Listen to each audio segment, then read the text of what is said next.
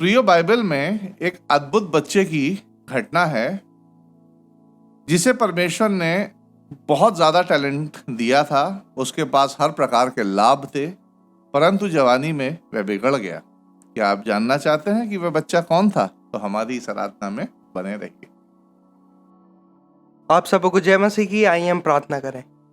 पिता परमेश्वर, आपके पास आते हैं, प्रार्थना करते हैं आज की आराधना के लिए। गीतों का गाया जाना, वचन का पढ़ा जाना और वचन का बोला जाना सिर्फ और सिर्फ आपकी ओर से होने पाए और आपको महिमा देने वाला हो। धन्यवाद देते हैं, पूरे हफ्ते भर आपने हमें संभाला, हमारी सुरक्षा दी, उसके लिए धन्यवाद देते हैं। फिर से इस आराधना को आपके हाथों में सौंपते और इस छोटी सी प्रार्थना को अपने प्यारे बेटे प्रभु यीशु मसीह के नाम से सुनिए और ग्रहण कीजिए, आमीन। आइए प्रियो, हम परमेश्वर की महिमा के लिए एक गीत गाएंगे।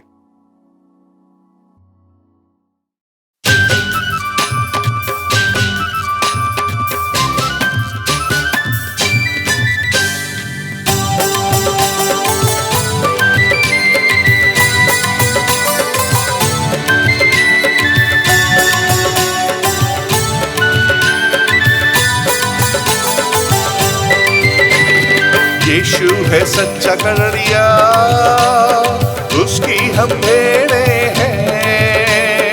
हरी चराइयों में हमें चराता है। यीशु है सच्चा कड़िया, उसकी हम भेड़े हैं।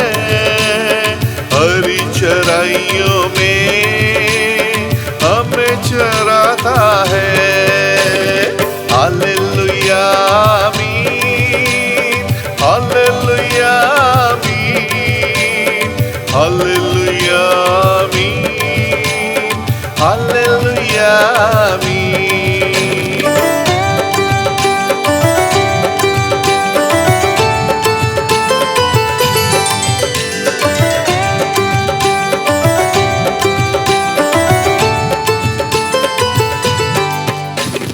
घाटी पहाड़ियों पे ले चलता है, आहा, जहाँ सुखदाई जल के झरने हैं। ओहो, घाटी पहाड़ियों पे ले चलता है, आहा, जहाँ सुखदाई जल के झरने हैं। ओहो, यीशु है सच्चा कड़िया, उसकी हम भेड़े हैं। हरी चराइयों में हमें चराता है। हालेलुया आमीन, हालेलुया आमीन, हालेलुया आमीन, हालेलुया आमीन।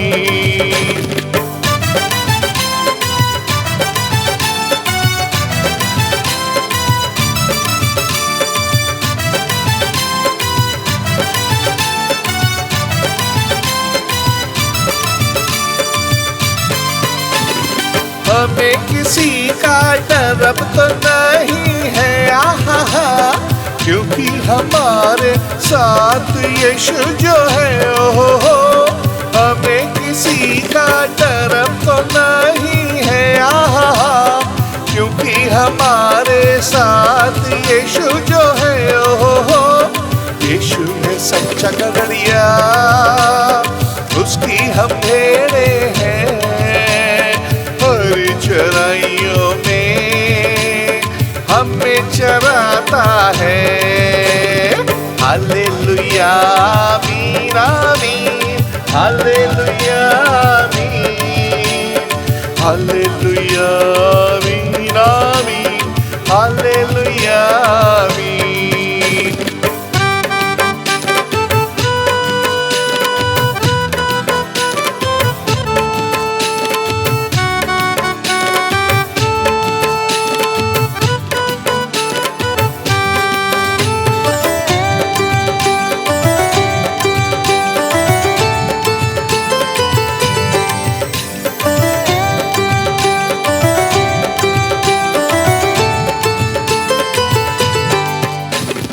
मार्गों में मेरी रक्षा वो करता है, आहा, शैतान के डर से हमें बचाता है। ओहो, मार्गों में मेरी वो रख रक्षा करता है, आहा, शैतान के डर से हमें बचाता है। ओहो, यीशु है सच्चा गड़रिया, उसकी हम भेड़े हैं, हरी चराइयों में हमें चराता है।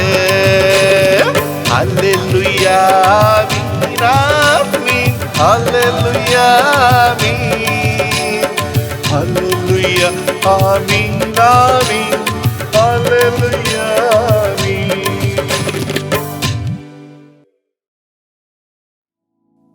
न्यायियों की पुस्तक उसका 13वां अध्याय और उसकी पहली आयत। जी। इजराइलियों ने फिर यहोवा की दृष्टि में बुरा किया, इसलिए यहोवा ने उनको पलिश्तियों के वश में 40 वर्ष के लिए रखा। आइए प्रियो, पहले न्यायियों की पुस्तक के इतिहास पर एक नजर डालते हैं। जब यहोशू यहूदियों को प्रतिज्ञा किए हुए देश में ले गया तो यहूदियों को वहां बसाने में और वहां के लोगों पर काबू पाने में कई साल लगे। इस दौरान यहूदियों ने अच्छे और बुरे दोनों ही दौरों को वहां देखा था। अच्छे समय के दौरान वे परमेश्वर के प्रति आज्ञाकारी थे। उन्होंने शांति और समृद्धि का आनंद लिया, निर्माण किया और अपने प्रभाव और नियंत्रण को बढ़ाया। इन्हीं यहूदियों पर बुरा समय तब आता है जब वे परमेश्वर की आज्ञा का उल्लंघन करते हैं, अन्य देवी देवताओं की पूजा करते हैं। इन्हीं सब कारणों के चलते यहूदियों को अपने शत्रुओं से हार का सामना करना पड़ता है और पीड़ा सहने के बाद उन्हें अपनी गलतियों का एहसास होता है और पश्चाताप के बाद वे परमेश्वर को पुकारते हैं कि वह उनके दुश्मनों को उनसे बचा ले। अपनी दयालुता में परमेश्वर ने हमेशा यहूदियों की पुकार को सुना, उनकी अगुवाई करने के लिए एक व्यक्ति को भेजा ताकि वह व्यक्ति उन्हें उनके दुश्मनों से बचा सके। यही छुड़ाने वाले या बचाने वाले न्यायियों के रूप में प्रियो जाने जाते थे। इस चित्र के माध्यम से आप और अच्छी तरह समझ सकते हैं। न्यायों की पुस्तक में यह चक्र चलता रहा जो आप इस चित्र में देख सकते हैं, जब तक यहूदियों को उनका पहला राजा शाऊल नहीं मिला था। न्यायों की पुस्तक उसके 13वें अध्याय में हम यहूदियों की एक ऐसी ही स्थिति को देखते हैं जहां उन्होंने परमेश्वर की आज्ञा का उल्लंघन किया और परमेश्वर ने उन्हें 40 वर्षों के लिए फिलिस्तीनियों के हाथ में दे दिया था। 40 वर्षों के लिए। एक आयत में जस्ट हमने पढ़ा 40 वर्षों के लिए, कितना छोटा लगता है ना, लेकिन प्रियो 40 वर्ष कुछ होते हैं। एक अच्छी खासी जेनरेशन निकल जाती है। 40 वर्षों के लिए परमेश्वर ने इजराइलियों को फिलिस्तीनियों के हाथ में दे दिया था। ऐसी स्थिति में लोग परमेश्वर के आगे गिड़गिड़ाए और परमेश्वर ने उन्हें बचाने के लिए एक गतिशील और शक्तिशाली पुरुष को भेजा। वह उस दौर का अद्भुत बच्चा था, वह अद्भुत बच्चा जो बाद में बिगड़ गया, और उस बच्चे का नाम था शिमशोन। हो सकता है कि आप ऐसे कई लोगों को जानते हो जो शुरू से ही आशीषों से भरे हों। हर युग में ऐसे प्रतिभाशाली युवक हुए हैं जो स्वाभाविक रूप से अच्छे एथलीट हुए हैं, विद्वान हुए हैं या कलाकार थे, जिन्हें अच्छा परिवार मिला, किसी बात की उन्हें कमी नहीं रही, उन्हें परिवार की ओर से, समाज की ओर से हर प्रकार के लाभ मिले। आज हम अपने बच्चों में भी कई बार अच्छे टैलेंट्स को देखते हैं प्रियो, और उन्हें हर प्रकार की शिक्षा और अच्छा जीवन देने का प्रयास करते हैं। प्रियो, ये सब बातें बताने का मेरा एक मतलब है, एक अर्थ है कि शिमशोन भी ऐसे ही प्रतिभाशाली एक अद्भुत बच्चा था जिसको हर प्रकार के लाभ मिले। और उससे बड़ी बात यह थी कि परमेश्वर ने उसे अपने लोगों की अगुवाई करने के लिए चुना था। जब हम आगे पढ़ते हैं न्यायियों की पत्री उसका 13वां अध्याय और उसकी हम दूसरी आयत से 5वीं आयत पढ़ते हैं, जहां इस प्रकार लिखा है, जी। दानियों के कुल का सोरावासी मानोह नामक एक पुरुष था जिसकी पत्नी के बांझ होने के कारण कोई पुत्र न था। इस स्त्री को यहोवा के दूत ने दर्शन देकर कहा, सुन, बांझ होने के कारण तेरा बच्चा नहीं, परंतु अब तू गर्भवती होगी और तेरे बेटा होगा। इसलिए अब सावधान रहे कि ना तो तू दाखमधु या किसी भांति की मदिरा पिए और ना कोई अशुद्ध वस्तु खाए, क्योंकि तू गर्भवती होगी और तेरे एक बेटा उत्पन्न होगा और उसके सिर पर छुरा ना फिरे, क्योंकि वह जन्म ही से परमेश्वर का नाजीर रहेगा और इज़राइलियों को पलिश्तियों के हाथ से छुड़ाने में वही हाथ लगाएगा। यहां देखने वाली बात यह है कि शिमशोन के पास पहले से एक पद था जो परमेश्वर ने निर्धारित किया था। परमेश्वर चाहता तो नेता के रूप में किसी भी व्यक्ति को चुन लेता जो उस समय मौजूद होता, ताकतवर होता, जिसका अच्छा वर्चस्व होता, प्रसिद्ध होता। परंतु परमेश्वर ने ऐसा नहीं किया। परमेश्वर ने एक ऐसे बालक को चुना जो अभी तक पैदा ही नहीं हुआ था। शिमशोन को अपने लोगों के बीच पद या प्रतिष्ठा पाने के लिए कुछ नहीं करना पड़ा था। वह अपने पैदा होने से पहले ही परमेश्वर द्वारा चुना जा चुका था। प्रियो, गलातियों उसका पहला अध्याय और 15वीं आयत में लिखा है कि परमेश्वर ने हमें भी अपनी माता के गर्भ से ठहराया है ताकि हम परमेश्वर का अनुग्रह पा सकें और उसके पुत्र और पुत्री होने के पद को प्राप्त कर सकें और अनंत जीवन के लिए बचाए जा सकें। हाँ, यह बात अलग है कि हम परमेश्वर के प्रेम और उसकी बुलाहट को अक्सर नजरअंदाज कर देते हैं और स्वयं अपने विनाश का कारण बन जाते हैं। संदेश में आगे बढ़ते हैं हम। उन दिनों में नाज़िर होने का मतलब था कि व्यक्ति का जीवन एक विशेष उद्देश्य के लिए परमेश्वर को समर्पित है, जिसका संकेत था कि व्यक्ति बाल नहीं कटवाएगा और ना ही कभी मदिरा पिएगा। शिमशोन को कम उम्र से ही लोग जानते थे, उसके पास प्रतिष्ठा थी, पद था और साथ ही उसके पास परमेश्वर द्वारा दिया गया एक अच्छा उपहार था, एक अच्छा टैलेंट था। शिमशोन अपनी ताकत के कारण अपने दिनों का और अपनी उम्र का अद्भुत बालक बन गया था प्रियो। और आज शिमशोन को मिसाल के रूप में लिया जाता है। आज बलशाली पुरुषों की कहावत में शिमशोन का नाम आता है और शिमशोन का नाम लिया जाता है। न्यायों की पुस्तक का लेखक हमें उसकी अद्भुत ताकत और उसके साहस के कुछ उदाहरण बताता है। जैसे शिमशोन ने केवल अपने हाथों से एक जवान सिंह को मार डाला। Could you imagine? जवान सिंह को अपने हाथों से मार डाला, वो बिना किसी हथियार के। अकेले ही शिमशोन ने 30 आदमियों को मार डाला। न्याय 14 उसका 19वां अध्याय। उसने 300 लोमड़ियों को पकड़ लिया। शिमशोन ने गधे के जबड़े से 1000 लोगों को मार डाला था। न्याय 15-15। 1000 लोग, मुझे तो ऐसा लगता है पूरी आर्मी की बटालियन थी होगी आज की तारीख में तो। और सिर्फ एक गधे के जबड़े से शिमशोन ने ऐसे 1000 लोगों को मार डाला। और अंत में शिमशोन ने घर के मुख्य 2 खंभों को गिरा दिया और स्वयं के साथ बहुत सारे लोगों को मार डाला। कितनी अद्भुत बात है! क्या शक्ति होगी शिमशोन में। प्रियो, किसी प्रशिक्षण या व्यायाम के द्वारा उसे ताकत नहीं मिली थी। उसे यह प्रतिभा परमेश्वर की ओर से मिली थी। और यह बात वो बच्चे ध्यान में रखें जिन्हें टैलेंट परमेश्वर की ओर से मिलता है, कि उन टैलेंटों का आदर करें और उन्हें परमेश्वर के कार्य में लगाएं। शिमशोन के पास पद था, प्रतिभा थी और तीसरी बात, उसके पास अवसर था, मौका था, अपॉर्चुनिटी थी। न्यायों की पुस्तक 15वें अध्याय की 20वीं आयत में लिखा है कि शिमशोन ने पलिश्तियों के दिनों में 20 वर्ष तक इजराइल का न्याय किया। कितने लोग ऐसे होते हैं जो प्रतिभाशाली तो होते हैं, उसके बावजूद उनको उनकी प्रतिभा दिखाने का अवसर नहीं मिलता है। आज खेल जगत या मनोरंजन जगत में ऐसे लोगों की भरमार है कि लोगों को अपनी प्रतिभा दिखाने का मौका ही नहीं मिलता है। या तो वो नेपोटिज्म, परिवारवाद का शिकार हो जाते हैं या पक्षपात का, फेवरेटिज्म का शिकार हो जाते हैं। परंतु बाइबल बताती है कि शिमशोन 20 वर्ष तक इजराइलियों का न्याय करता रहा। उसके पास अपॉर्चुनिटी थी। शिमशोन के पास पद था, प्रतिभा थी और उसे अवसर प्राप्त था कि अपनी प्रतिभा को प्रदर्शित कर सके। फिर भी प्रियो, आगे हम देखते हैं कि शिमशोन जो एक अद्भुत बालक था, बिगड़ गया। कई बार मैं बैठे बैठे सोचता हूं कि एक आम आदमी को क्या चाहिए रहता है, किन चीजों की जरूरत होती है? नाम की, शोहरत की, दौलत की, परिवार की, इन्हीं सब चीजों की जरूरत होती है एक आम आदमी को संसारिक तौर पर।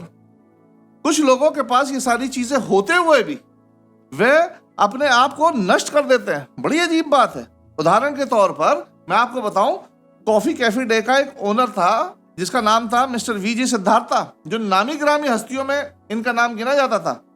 सब कुछ होने के बाद भी उन्होंने सुसाइड कर लिया। फिल्मी जगत तो ऐसे लोगों से भरा हुआ है जो अपने जीवनों को नष्ट कर लेते हैं, या तो सुसाइड से या फिर नशे की आदतों से, ड्रग्स से अपने जीवन को नष्ट कर लेते हैं।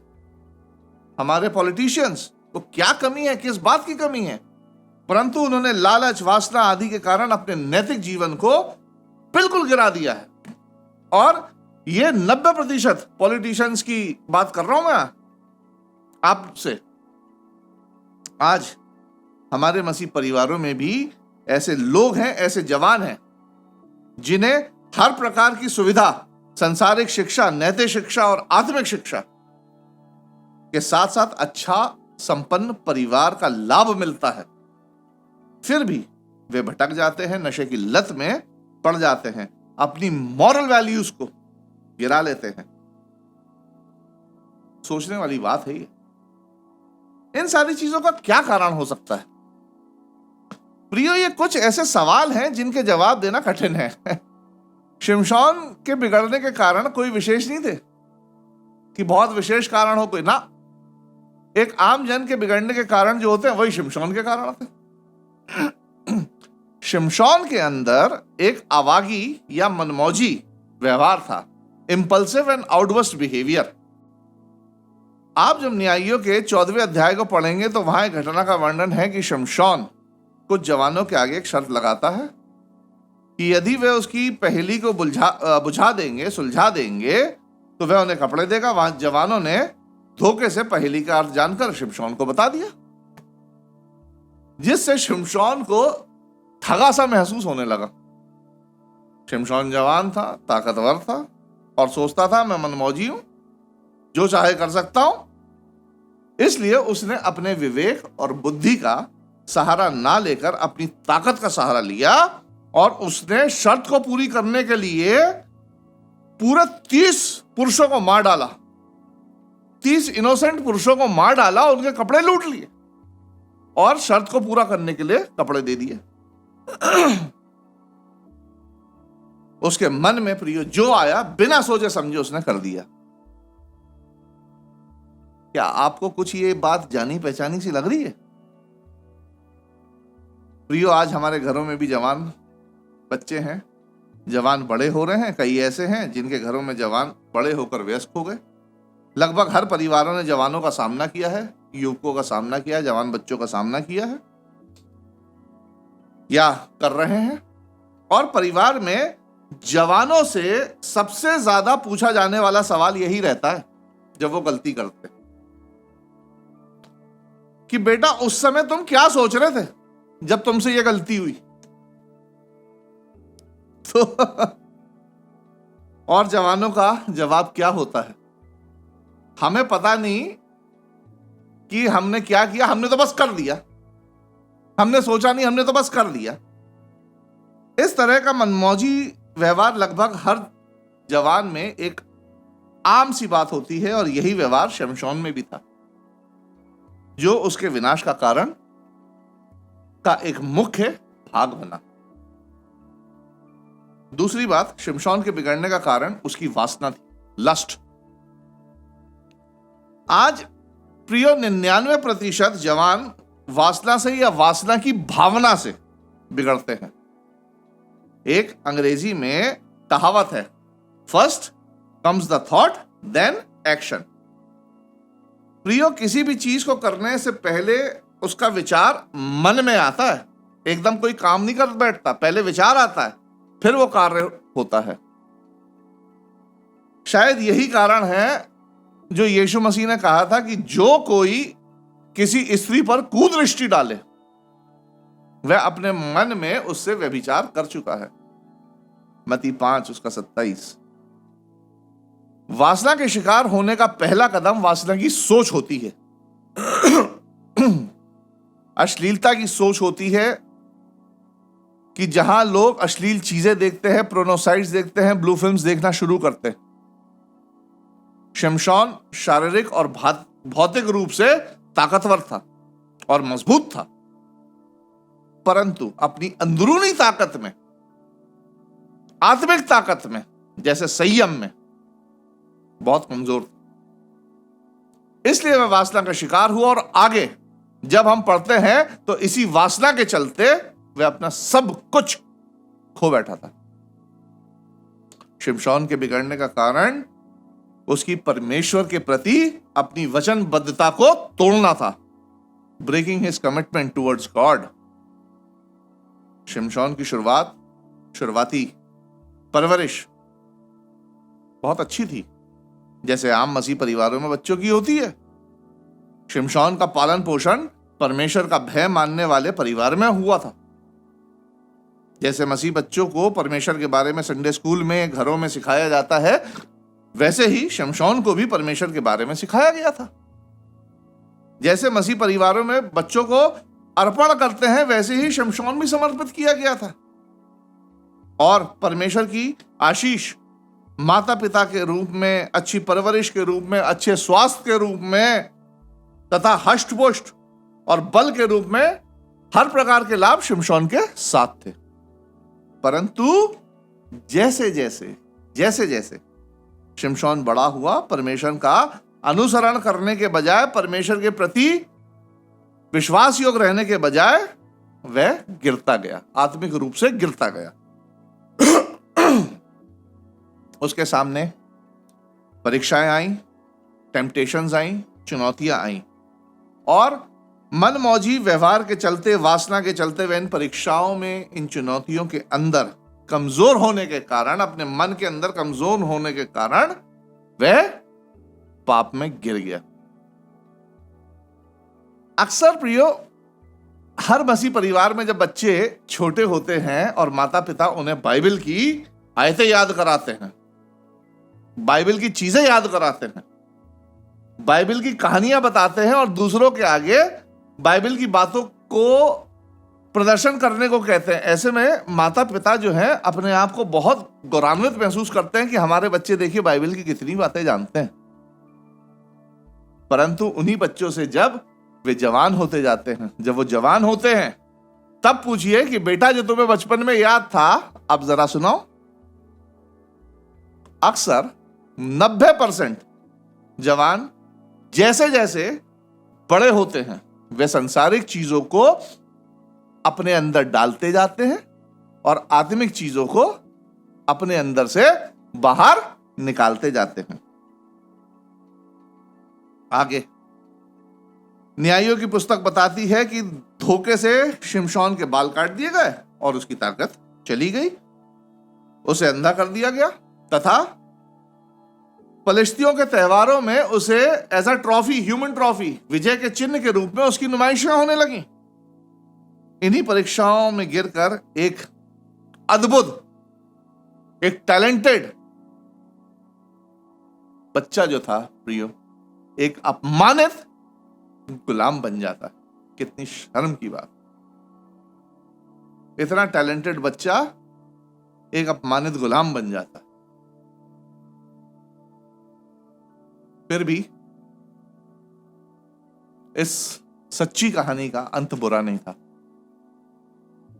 जब हम न्यायों की पुस्तक उसके 16वें अध्याय की 23वीं आयत से 30वीं आयत तक पढ़ते हैं तो देखते हैं कि शिमशोन ने परमेश्वर से दोबारा अपने पद, अपनी प्रतिष्ठा को नहीं मांगा ना, कि मुझे परमेश्वर वो सारी चीजें दे दीजिए जो मेरे पास थी। नहीं, उसने अपनी पद, अपनी प्रतिष्ठा नहीं मांगी। उसने परमेश्वर से सिर्फ एक अवसर मांगा, ओनली वन अपॉर्चुनिटी। और वो कौन सा अवसर था? जी हां, जिसके लिए वह चुना गया था, फलिश्तियों को खत्म करने के लिए। शायद शिमशोन ने कहा होगा, परमेश्वर अपने मकसद को पूरा करने के लिए मुझे बस एक मौका दे दीजिए। उसने सच्ची पुकार लगाई होगी परमेश्वर से और परमेश्वर ने उसे दिया। प्रियो, शिमशोन पूरी तरह से परमेश्वर के मकसद को पूरा नहीं कर पाया था, परंतु परमेश्वर का नाम लेते हुए, उस पर भरोसा रखते हुए वह अधूरे मकसद को ही पूरा कर पाया। शिमशोन की कहानी का सबसे बड़ा और सबसे दुखद बात यह है कि यदि शिमशोन परमेश्वर की आज्ञा पर चलता, अपनी आम समस्याओं को परमेश्वर पर भरोसा रख के बुद्धि से, विवेक से परमेश्वर पर भरोसा रख के उनका समाधान करता, तो वह परमेश्वर के मकसद को और अपने शत्रुओं को पूरी तरीके से हरा सकता था और अपने शत्रुओं पर पूर्ण विजय प्राप्त कर सकता था। प्रियो, मैं नहीं जानता कि हम में से किसी के पास शिमशोन जैसी ताकत है या नहीं, पर मैं ये जानता हूं कि हम में से कई लोगों को परमेश्वर ने अच्छे अवसर, अच्छे लाभ और विशेष क्षमताएं, विशेष टैलेंट्स दिए हैं, खासतौर पर जवानों को। शिमशोन का जीवन हमें कुछ महत्वपूर्ण बातें सिखाता है प्रियो, जैसे बिना चुनौती के, बिना संघर्ष के सारे अवसर और लाभ बेकार हैं। प्रिय जवानों, मैं आपसे बात कर रहा हूं। आपके पास टैलेंट्स हैं, परमेश्वर ने आपको टैलेंट्स दिए हैं, परंतु यह भी फैक्ट है कि आपके सामने परीक्षाएं आएंगी, आपके सामने चुनौतियां आएंगी और आपको उनका सामना करना पड़ेगा। आप चाहे कितने भी प्रतिभाशाली हो, आपके पास चाहे कितने भी अवसर या लाभ हो, आपको सफल होने के लिए कड़ी मेहनत करनी होगी। आप सिर्फ दिखावे से कोई प्रतिभा, नौकरी, रिश्ते जीत नहीं सकते प्रियो। You have to work hard, you have to be sincere. परमेश्वर हर एक जन को कच्ची प्रतिभा देता है, रॉ टैलेंट देता है, रॉ टैलेंट, परंतु यह हम पर निर्भर होता है कि हम उन प्रतिभाओं को ठोक ठोक कर उनका अभ्यास करके, संघर्ष करके सकारात्मक तरीके से उनका उपयोग करें, ना कि नकारात्मक तरीके से। दूसरी बात, अपने पापों से तुरंत निपटें। शिमशोन मनमौजी और यौन रूप से अशुद्ध था और इस पाप ने उसे एक वयस्क के रूप में, एक अडल्ट के रूप में परेशानी में डाल दिया था प्रियो। हम कभी कभी अपने पापों को अनदेखा कर देते हैं क्योंकि शायद वे सिर्फ छोटे पाप होते हैं, स्मॉल सिंस, और यह बात हर उम्र के लोगों पर लागू होती है, ना कि सिर्फ जवानों पर। हर उम्र के लोगों पर लागू होती है कि उम्र के साथ साथ पाप बदल जाते हैं, लेकिन पाप का प्रकार वही रहता है। पाप नहीं बदलते, पाप का प्रकार बदल जाता है। जवानों के सामने अलग पापों की चुनौती होती है, जैसे लस्ट, वासना। तो अधेड़ और बुजुर्गों के आगे अलग पापों की चुनौती होती है, जैसे नशे, घमंड, प्राइड। पाप का प्रकार बदलता है, पाप की परिभाषा नहीं प्रिय। शुरुआत से ही जो पाप हमारे अंदर बस जाता है वह उम्र बढ़ने के साथ साथ कम नहीं होता, बल्कि बद से बदतर होता जाता है अगर आपने उसे रोका नहीं तो।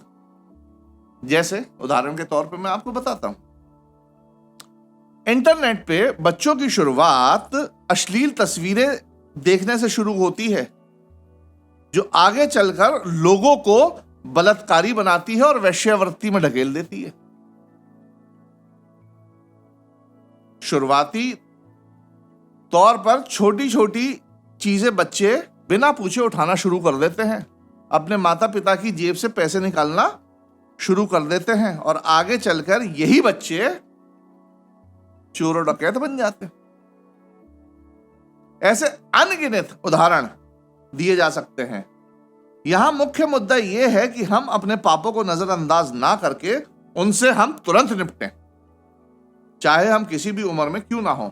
एक युवक और प्रतिभाशाली व्यक्ति के लिए यह बहुत ही शर्म की बात होती है प्रियो, यदि वह अपनी सफलता के मौके को नष्ट कर देता है क्योंकि वह अपने जीवन के शुरुआती दौर के पापों से निपटने से इनकार करता है।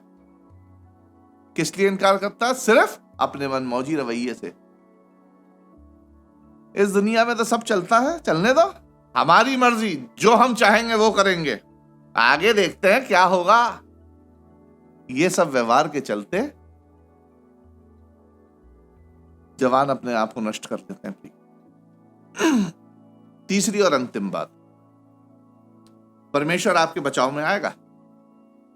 जी हां, परमेश्वर आपके बचाव में आएगा। प्रियो, परमेश्वर ने कहा है, मैं तुझे कभी ना छोड़ूंगा और ना कभी तुझे त्यागूंगा।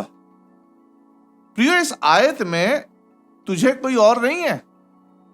जहां यह लिखा है इस आयत में तुझे, इसमें तुझे कोई और नहीं है, परंतु परमेश्वर के बच्चे हैं, विश्वासी हैं, वो हैं जो उस पर भरोसा रखते हैं।